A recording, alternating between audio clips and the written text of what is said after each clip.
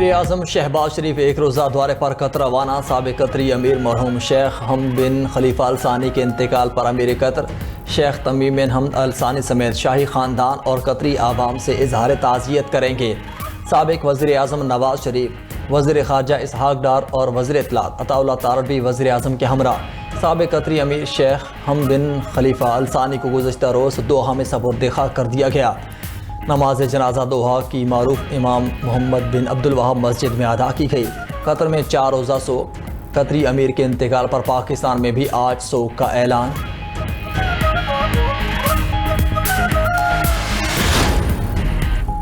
آبنۂ Hormuz پر control کی جنگ۔ امریکہ کے مسلسل 5ویں روز ایران پر حملے، کئی علاقے زوردار دھماکوں سے لرز اٹھے۔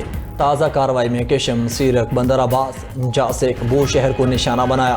خنداب، بندر ماہ شہر، مہبان، اندھے مشق، زرفول، اہواز، آبادان اور خرم شہر پر بھی بمباری۔ امریکی سینٹرل کمانڈ کے مطابق ایران کی ساحلی ریڈار تنصیبات، میزائل ڈرون مراکز اور فوجی کشتیوں کو نشانہ بنایا۔ کارروائی کا مقصد بحری گزرگاہوں کو محفوظ بنانا اور تجارتی جہازوں پر حملوں کی ایرانی صلاحیت کو کمزور کرنا ہے۔ عرب میڈیا کے مطابق گزشتہ روز امریکی حملے میں ایرانی بحریہ کے لیفٹیننٹ حامد رضا سمیت 2 افسران شہید ہو گئے۔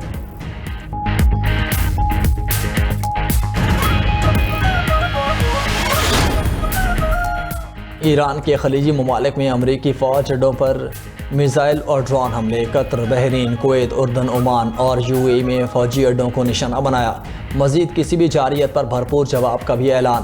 پاسداران انقلاب کا کویت میں امریکہ کے 3 فوجی ہلاک کرنے کا دعویٰ کہا۔ امریکہ کے ہائی مارس لانچرز کو تباہ کر دیا۔ امریکی سینٹرل کمانڈ نے کویت میں امریکی فوجیوں کی ہلاکت کا ایرانی دعویٰ مسترد کر دیا۔ کویتی حکام کی شمالی سرحدی مراکز پر حملے اور نقصان کی تصدیق۔ حملے مجرمانہ جارحیت قرار، کہا کویت آئل کمپنی کے آف شور ڈرلنگ پلیٹ فارم پر ڈرون حملہ ہوا، عملے کا ایک رکن زخمی ہوا۔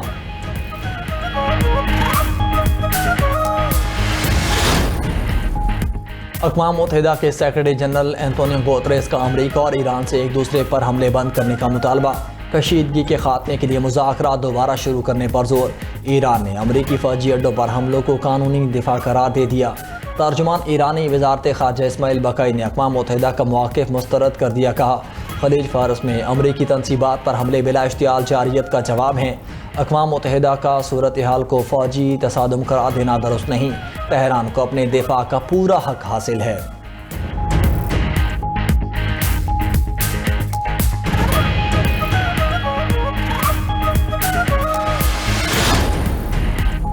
امریکی صدر نے ایرانیوں کو دھوکے باز اور بیمار ذہنیت کا حامل قرار دے دیا۔ ٹرمپ نے کہا کہ ایرانیوں نے معاہدے پر اتفاق کرنے کے 1 گھنٹے کے اندر ہی حملہ کر دیا۔ حملوں سے چند منٹ قبل ہی ڈیل پر رضامندی ظاہر کی اور پھر وعدہ خلافی کر دی۔ گزشتہ رات ہم نے ایران پر شدید بمباری کی، میزائل، ڈرون سائٹس اور ریڈارز تباہ کر دیے۔ ایران کا آبنۂ ہرمز پر کوئی کنٹرول نہیں۔ بحری گزرگاہ تجارتی جہازوں کے لیے مکمل کھلی ہے۔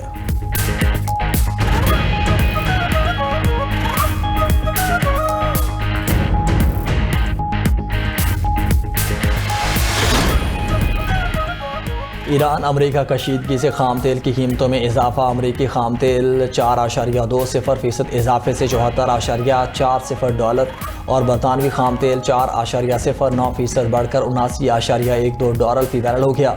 سونے اور چاندی کی قیمت میں کمی۔ سونا $45.90 کمی سے $4068.60 فی اونس ہو گیا۔ چاندی $1.58 کمی سے $58.60 فی اونس پر ٹریڈ کرنے لگی۔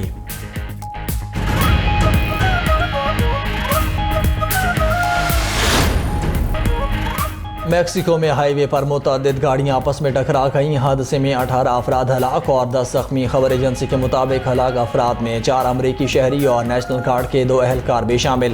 حادثہ ہائی وے پر ٹریکٹر ٹرالی کے باعث پیش آیا۔ حادثے کے بعد متعدد گاڑیوں میں آگ لگ گئی۔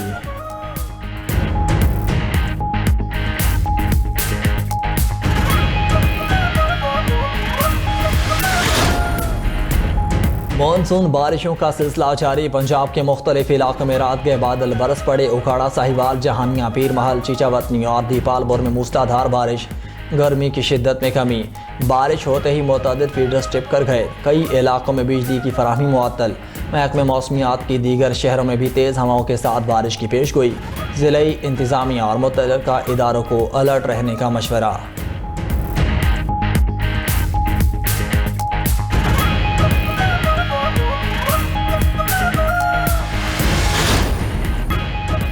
آبِ ہرمز میں محفوظ جہاز رانی کے لیے عمان نے ایران کو نیا فارمولہ پیش کر دیا۔ بحری ٹریفک کنٹرول کرنے کے لیے 2 الگ راستوں کی تجویز۔ عمانی وزیر خارجہ نے ایرانی ہم منصب سے ملاقات کے دوران تجویز پیش کی۔ امریکی میڈیا کے مطابق تجویز کے تحت عمانی پانیوں کا جنوبی روٹ جنگ سے پہلے کی طرح آزاد ہوگا۔ ایرانی پانیوں کی شمالی راہداری سے گزرنے کے لیے تہران سے پیش کی اجازت لازمی ہوگی۔ ایرانی وفد نے عمان کی تجاویز پر فوری رضامندی ظاہر نہیں کی۔ ترجمان ایرانی وزارت خارجہ اسماعیل بقائی کا کہنا ہے کہ مذاکرات کا محور آبِ ہرمز میں جہاز رانی کا انتظام تھا۔ عمان اور ایران کا مشترکہ مفاہمت کے لیے مذاکرات جاری رکھنے پر اتفاق۔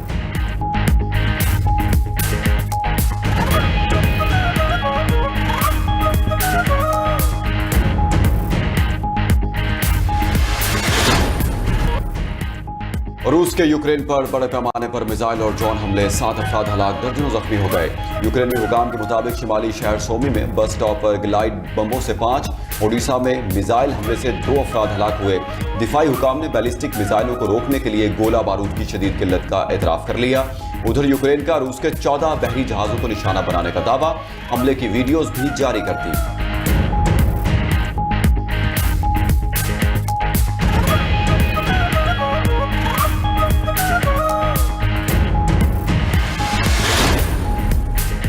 بنگلہ دیش کے جنوب مشرقی علاقوں میں طوفانی بارشوں، سیلاب اور لینڈ سلائڈنگ سے تباہی، 44 افراد ہلاک ہو گئے۔ مقامی حکام کے مطابق چٹاگانگ اور کاکس بازار سمیت 7 اضلاع میں 10 لاکھ سے زائد افراد محصور ہو گئے ہیں۔ بجلی اور مواصلاتی نظام درہم برہم۔ کاکس بازار میں روہنگیا پناہ گزین کیمپوں میں لینڈ سلائڈنگ کے باعث 16 پناہ گزین بھی جاں بحق ہو گئے۔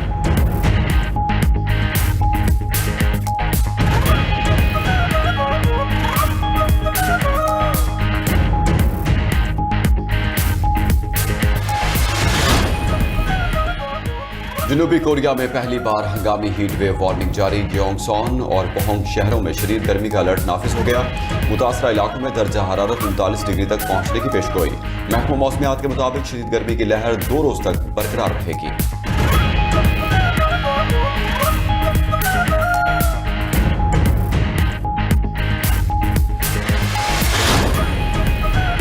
ریپبلکن پارٹی کے رہنما امریکی سینیٹر لنزے گراہم 71 برس کی عمر میں چل بسے۔ امریکی میڈیا کے مطابق سینیٹر لنزے گراہم کی موت اچانک طبیعت خراب ہونے سے ہوئی۔ لنزے گراہم 2003 سے مسلسل سینیٹر منتخب ہوتے آئے۔